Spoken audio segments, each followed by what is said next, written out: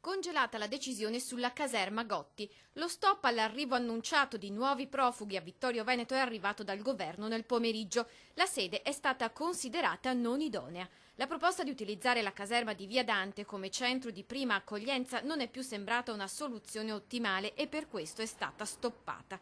Accolto così l'appello del sindaco della città della Vittoria, che lamentava soprattutto la centralità della caserma.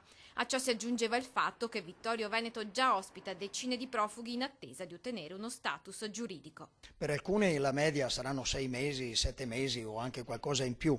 Poi nel momento in cui è stabilito il loro status giuridico, se ci sono delle variazioni o delle cose non accettate, possono fare ricorso e quindi il tempo si allunga. Nella struttura di Via Marconi trovano casa dunque una novantina di stranieri in tutto, provenienti per lo più dall'Africa ma anche dall'Asia e Medio Oriente, e quasi nessuno ha l'intenzione di fermarsi, aspettano soltanto lo status. Congelata la Gotti, il governo va ancora oltre e annuncia di voler avviare una ricognizione seria delle strutture e del loro inserimento nel contesto sociale.